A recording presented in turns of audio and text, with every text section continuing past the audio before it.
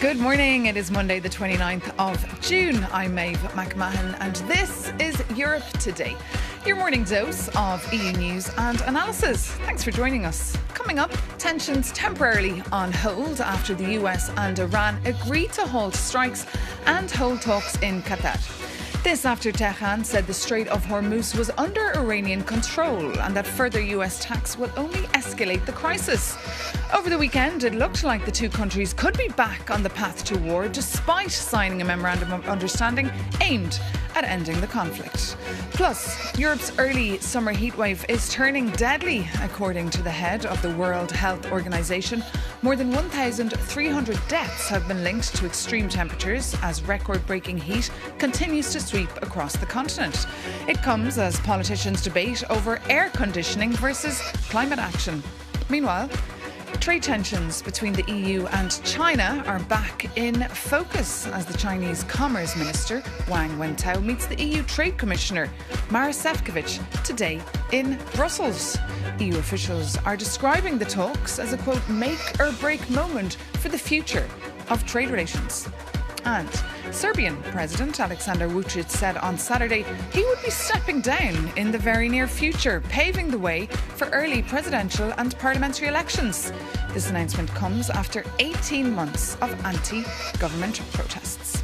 But first, the US and Iran have said they will continue their talks in Qatar tomorrow, aimed at ending the Middle East war.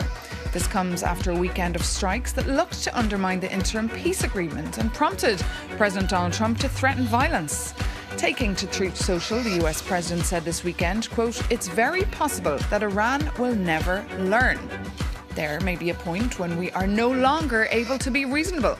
If that happens, the Islamic Republic of Iran will no longer exist. Meanwhile, Lebanon rejected the latest US-Israel-Lebanon framework deal, calling it an agreement of dictates that fails to protect the rights of Lebanese people. For more, we can bring in Osama Rizvi, founder of Rizvi Insights.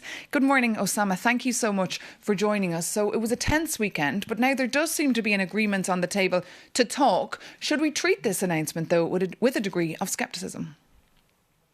Well, thank you so much for having me. I think, as we've discussed before, we will see this back and forth, and the MOU will continue to be very fragile in its nature. It has to be like that. But when I look at from a fundamental or practical point of view, even for the US side, the cost of inaction clearly outweighs that of the action. So if they go down further the path of escalation or a war, we will see a host of problems propping up, from US Treasury yields rising to 5%, which has never happened before. And every time they neared 5%, we saw some sort of good news being released into the market. We will see oil prices once again rising up, election year, and so on and so forth. Whereas the cost of inaction would only be a loss of political capital. And if you look at the figures recently, it has already been depleting. So I think a practical and more sane way would be to go down the inaction pathway. And I think that is more probable, hopefully. And of course, we've seen the last couple of days tit-for-tat exchanges with Iran making it very clear, Osama, that they would be controlling the Strait of Hormuz. What's the biggest risk, do you think, in the next few days? I think, to borrow Bradford DeLong's word, this whole situation regarding Hormuz is a densely braided Gordian knot. So this ought to have such repercussions that nobody can understand. It will remain, unfortunately, as far as I see from a geopolitical point of view, it will remain under the control of Iran. Nobody will be able to open it from maybe other than diplomacy. But at the same moment, at the same time, I think shipments and tankers will continue to flow because it serves both the sides. Well, you mentioned that word diplomacy. Is there any realistic chance now for diplomacy? I think it is. The longer we go on without any serious escalation, the better the chances become of this conflict being resolved through diplomacy. However, we have to look at the past. We have to look at Israel. We have to look at Lebanon. There are so many actors involved. So I think it will remain precarious. It is tenuous. And the situation will keep everyone and all the markets on the edge of their seats. Very much on their toes. And just regarding the markets, we saw oil prices spiking since the attacks actually resumed. What are you looking out for this week? Oil prices are actually an oddity at the moment. If you look at the fundamentals, US stocks are at 20 years lowest point. There is no reality in which WTI can be where it is right now. So either oil prices will reassess the risks and rise, or maybe remain range bound. I don't see them following to levels like 40 or 50 anytime soon. Okay, Osama Rizvi there with his eye on the ball. Thank you so much for your insights, as always. Now, the tension in the Middle East comes as the US celebrates 250 years of independence. Last night here in Brussels, more than 7,000 people were wined and dined in true American style. From hot dogs to mac and cheese, against a backdrop of rodeo games and cheerleaders, the US Embassy pulled out all the stops to dazzle the Belgian capital. The festival, that finished with a fireworks display, came as President Trump threatened to impose a 100% tariff on imports from any European country that levies a digital services tax on US companies. For more, we're joined by our very own Stefan Kobe. Stefan, never a dull moment really in the EU-US transatlantic tie. What's behind this latest attack? Yeah, that's right, Maeve. Good morning. Well, Maeve, just when many in Brussels thought that the transatlantic trade dispute had calmed down, Donald Trump has reignited it with one of his toughest threats yet. So the US president says any country imposing a digital services tax on American technology companies could face a 100% tariff on all exports to the United States. And he insists those tariffs would supersede any existing trade agreements. Now, the immediate targets here are European countries. For years, several EU member states, including France, Spain, Italy, have argued that US tech giants such as Google, such as Amazon, Apple, or Meta generate billions of euros in revenue in Europe while paying very little tax. And digital service taxes are designed to make those companies contribute more where they do business, which is actually here. Washington, however, sees these taxes as discriminatory because they disproportionately affect American tech companies. The European Commission has responded defiantly, saying the EU has every right to regulate and tax economic activity within its own market. And Brussels insists its rules are not discriminatory and has warned that it is prepared to respond if Washington follows through on its threat. The timing here is significant, Maeve, because only weeks after the US and the EU reached a broader trade understanding that capped most tariffs at 15%, digital taxation remains one of the most important unresolved issues, and Trump latest warning now risks opening an entirely new front in the transatlantic trade relationship. And Stefan, meanwhile, of course, that party that took place last night to celebrate 250 years of independence, security, of course, was very tight, but there were protesters gathering nearby.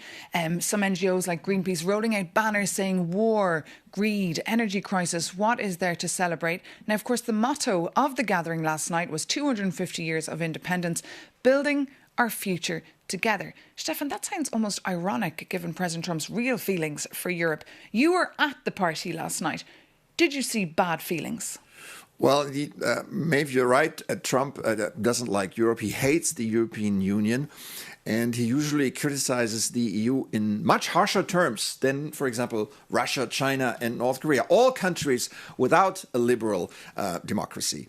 And on that motto, building a future together, look, it was a garden party to which U.S. embassies in foreign capitals typically invite host country officials and diplomats around the American Independence Day.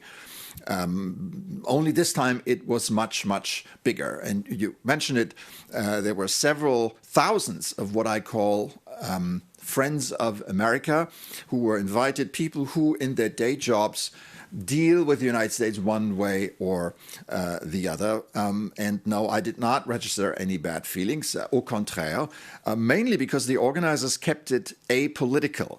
It was a rather timeless celebration of Americana that people, especially in Europe, love about the country, like line dancing, like mechanical bull rides, like baseball and American football. And because it was so apolitical, people had a good time. America is about more than Donald Trump. And Donald Trump, as president, he is what he is. But throughout American history, there have been presidents who were considered unfit for the job. You know, the James Buchanans, the Andrew Johnsons, the Herbert Hoovers, they come and they go. The same with Trump. So political differences should not stop us from celebrating American values and the friendship that many people on both sides of the Atlantic still cherish and hold dear. Okay, Stefan Cobain, as you said, people had a very good time leaving with bags, of course, of American candy. Thank you so much for your analysis there. Now, moving on, the World Health Organization has said almost 1,300 deaths have been recorded since the deadly heatwave in Europe that began on the 21st of June. This weekend saw record temperatures hit Germany, Czechia, Poland and Hungary, with police in Berlin using water cannons to cool people down and German Rail urging people to cancel their travel plans. For more, we can bring in Carlo Bontempo, Director of the Copernicus Climate Change Service. Thank you so much for coming on Europe Today. Just tell us, how unusual is this heatwave for late June, and can we expect this heat to continue into July?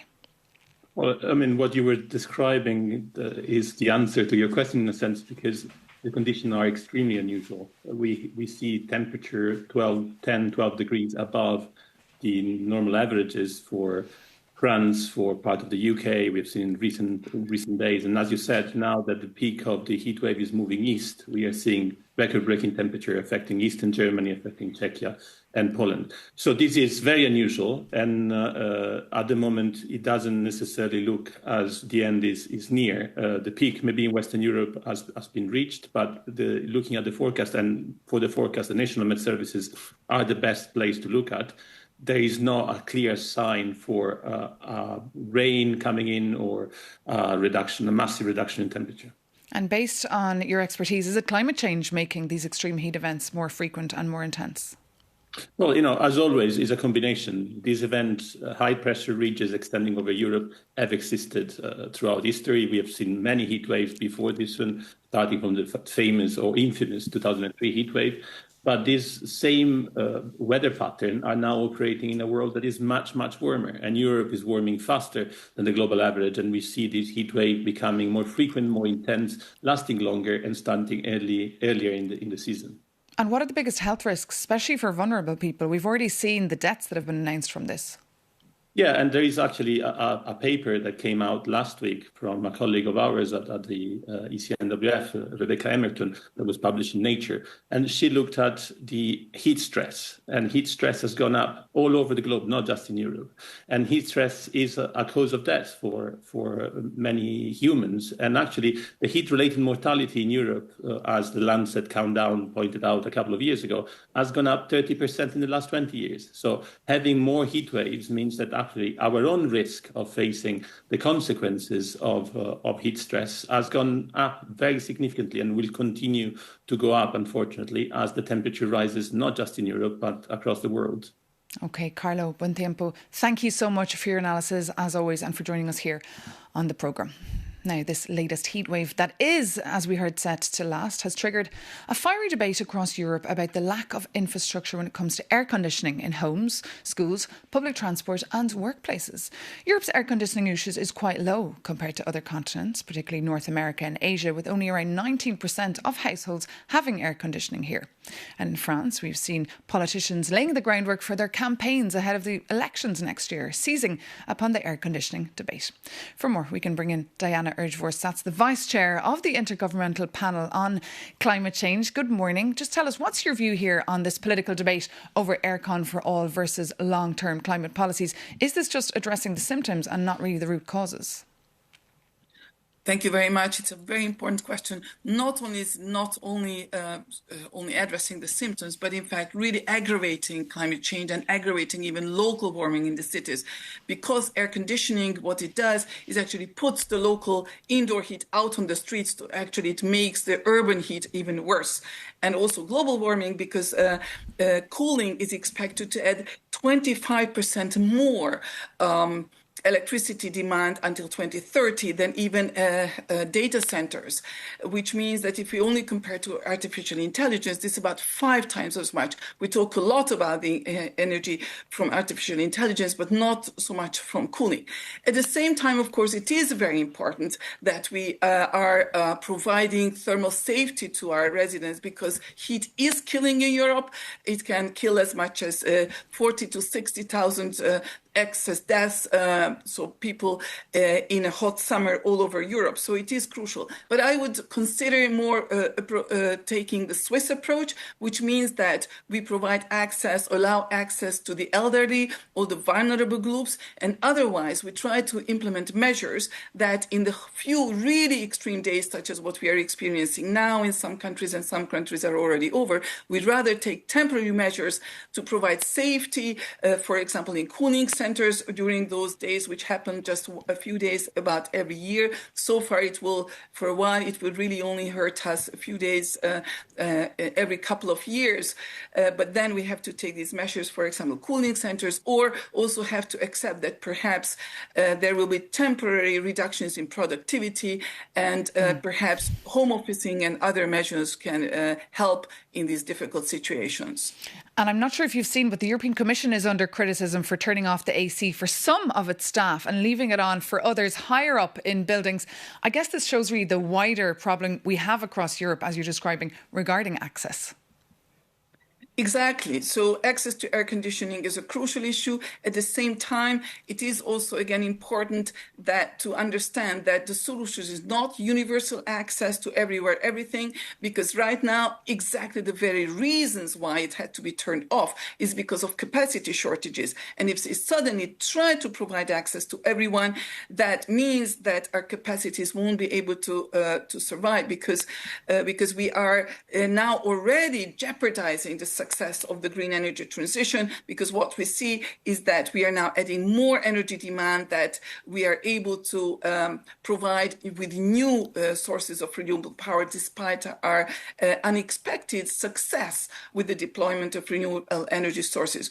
But certainly, of course, it doesn't mean that the elites of the elites will have to have access and the others don't. So we do have to look at everyone's needs. But again, I do believe that perhaps temporary measures where everyone has a temporary arrangement for these few days to get by and still be able to work, but even more to be able to stay healthy, is more important than the solution to have full access immediately to everyone to air conditioning. Because the problem is, once you have access to air conditioning, the culture also changes. We have a lot of cultural adaptations to hot days and how we get by in heat, and we would lose all of this if we suddenly have all air conditioners. Okay. Diana Erdvor says thank you so much for your insights there and for joining us. And now it's time for an update on the FIFA World Cup results.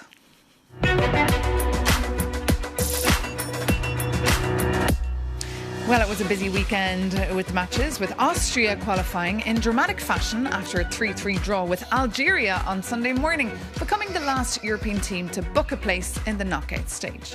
3 of the 16 teams heading home after the group stage are European: Czechia, Scotland and Turkey, with Turkey's exit probably the biggest surprise. That means 13 European teams are still fighting for glory. From now on, there are no more excuses. Meanwhile, after host nation Canada secured their place in the round of 16 last night, Germany and the Netherlands are both in action tonight. The Mannschaft takes on Paraguay, while another blockbuster will of course be Netherlands versus Morocco at 3 a.m. With a large Moroccan community in the Netherlands, the stakes are high. Firebrand politician Geert Wilders added to the tension by posting a photo of himself dressed as a referee, showing Morocco a red card. Also on the menu, Brazil versus Japan at 7. May the best teams win. But that brings this edition of Europe Today to an end. Thank you so much for your company. As always, of course, you can go to euronews.com for more news and analysis, or you can drop us a line at europetoday@euronews.com with your feedback. Take care, see you soon, and stay with us on Europe News.